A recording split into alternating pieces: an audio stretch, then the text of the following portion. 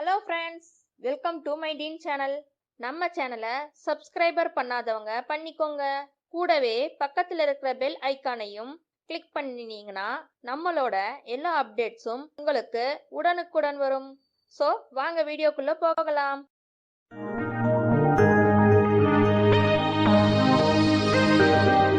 நாங்கள் இன்னைக்கு என்ன வீடியோவில் பார்க்க போறோம்னா, காய்கறிங்க கொத்துக்கறி எல்லாம் வச்சு ஒரு குருமா ரெடி பண்ண போறோம். வாங்க எப்படி செய்யுதுன்னு பார்க்கலாம். முதல்ல அடுப்பு பற்ற வச்சுக்கலாம். கடல் எண்ணெய் ஒரு 5 டேபிள் ஸ்பூன் எண்ணெய் சேர்த்திக்கோங்க.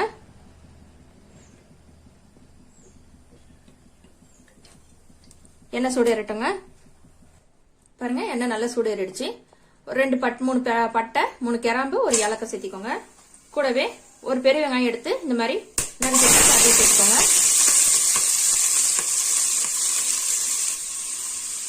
வெங்காயம் வதக்கி விட்டுக்கலாம். ஒரு 2 நிமிஷம் போல வெங்காயம் நல்லா வதங்கி வரட்டுங்க. பாருங்க, வெங்காயம் இந்த அளவுக்கு வதங்கி இருந்தா போதுமானது. இப்ப இஞ்சி பூண்டு பேஸ்ட் சேர்த்திக்கலாம். நான் 1.5 டேபிள் ஸ்பூன் அளவுக்கு சேர்த்திக்கிறேன்.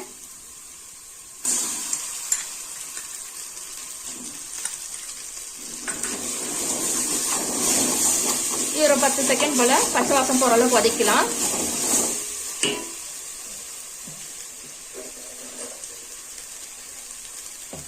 ஒரு டீஸ்பூன் அளவுக்கு நான் கல் உப்பு சேர்த்திக்கிறேன்.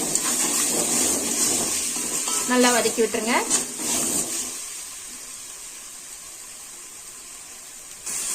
பாருங்க, இந்த அளவுக்கு வதங்கி இருந்தா போதும். இப்ப நம்ம ஒவ்வொரு காயா சேர்த்துக்கலாம். நான் ஒரு பெரிய கேரட் எடுத்து இந்த மாதிரி பொடி பொடியா நறுக்கி வச்சிருக்கேன். அதே மாதிரி ஒரு பீட்ரூட், ஒரு 10 பீன்ஸ்,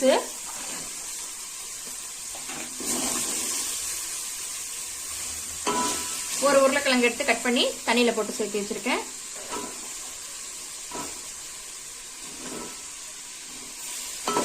நல்லா கலந்து விட்டுருங்க.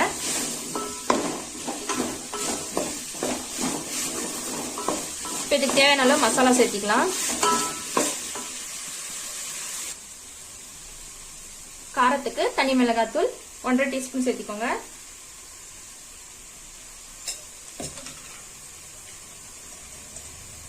மல்லித்தூள் 2 டீஸ்பூன்,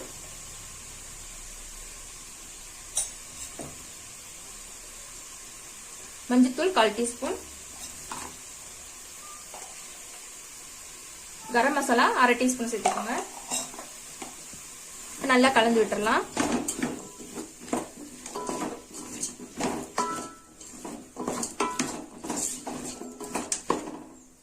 நம்ம அரைச்சி வச்சிருக்கிற இந்த தக்காளி பேஸ்ட சேர்த்திக்கோங்க. இதையும் நல்லா கலந்து விடுங்க. ஒரு நிமிஷம் போல அப்படியே நல்லா வதங்கி இருக்கட்டும். பச்சை வாசம் எல்லாம் போற அளவுக்கு நல்லா வதங்கிடுங்க. பாருங்க, தக்காளி எல்லாம் நல்லா மசாலாவோட நல்லா கலந்து வந்துருச்சு. இப்ப ஒரு 1/4 கிலோ எடுத்து நான் கொத்துக்கறி எடுத்து நல்லா வேக வச்சு வச்சிருக்கேன் குக்கர்ல. அதையும் சேர்த்திக்கோங்க. நல்லா கலந்து விட்டுருங்க.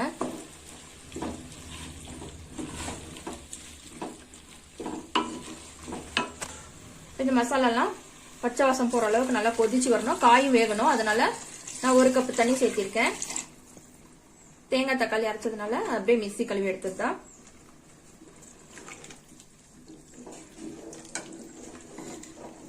நல்லா கலந்து விட்டு உப்பு பார்த்துட்டு உப்பு சேர்த்திக்கோங்க. நான் சேர்த்தன அளவே உப்பு போதுமான அளவு இருக்கு. ஒரு தட்டு போட்டு மூடி வச்சிடலாம். ஒரு 5 நிமிஷம் காய் வேகட்டுங்க. வெந்த பிறகு பார்க்கலாம். வாங்க, ஒரு 5 நிமிஷம் ஆயிடுச்சு.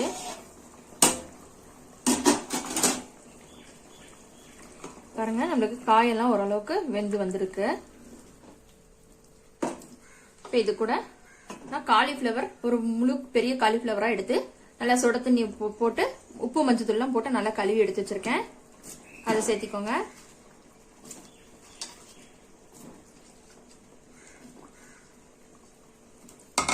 சேர்த்து நல்லா கலந்து விட்டுடலாம். காலிஃபிளவர் சேர்த்த உடனே தேங்காயும் சேர்த்துருங்க. ஏன்னா கடைசியா தான் நம்ம காலிஃபிளவர் தேங்காய்லாம் சேர்த்தணும், இல்லைன்னா காலிஃபிளவர் கரைஞ்சு போயிடும். தேங்காய் ஒரு அரை மூடி எடுத்து நான் அரைச்சி வச்சிருக்கேன். அதை சேர்த்துட்டு கொஞ்சமா தண்ணி சேர்த்துக்கலாம்.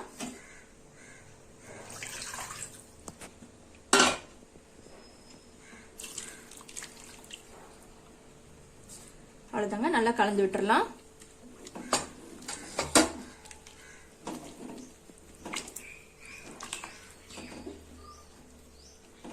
நல்லா கலந்து விட்ட பிறகு உப்பு பார்த்துக்கோங்க. நம்ம ஏற்கனவே காரம் போட்டிருக்கிறது காரம் போதுமா நல்லா இருக்கும். உங்களுக்கு காரம் வேணும்னா இன்னும் கொஞ்சம் கூட சேர்த்திக்கலாம். இப்ப நல்லா கலந்து விட்டுட்டு இதை மூடி வச்சிருங்க. ஒரு நிமிஷம் போல நல்லா கொதி வரட்டுங்க, பார்க்கலாம். பாருங்க, ஒரு நிமிஷம் போல ஆயிடுச்சு. தேங்காய் கடைசியா காயெல்லாம் வெந்த பிறகுதான் சேர்த்திக்கணும். ரொம்ப நேரம் குழம்பு கொதிக்கணும்னு அவசியம் இல்லை, அவ்வளவுதான். நம்மளுடைய குழம்பு ரெடி ஆயிடுச்சு. அடுப்பு ஆஃப் பண்ணிருங்க. கடைசியா மல்லித்தூள்ல 2 கொத்து பொடி பொடியா நறுக்குனது தூவி விட்டுருங்க. அவ்வளவுதான், நம்மளுடைய காலிஃபிளவர் குழம்பு ரெடி ஆயிடுச்சு. அவ்வளவுதாங்க, நம்மளுடைய வெஜிடபிள் கொத்துக்கறி குருமா ரெடி ஆயிடுச்சு. இது வந்து சூடா சாதத்துக்கு, இட்லிக்கு, தோசைக்கெல்லாம் நல்லா இருக்கும், சப்பாத்திக்கெல்லாம் நல்லா இருக்கும். நீங்களும் செஞ்சு ட்ரை பண்ணி பாருங்க. இந்த வீடியோ உங்களுக்கு பிடிச்சிருந்தா லைக் பண்ணுங்க, ஷேர் பண்ணுங்க, கமெண்ட் பண்ணுங்க. மறக்காம நம்ம டீன் சேனலை சப்ஸ்கிரைப் பண்ணுங்க. தேங்க்யூ.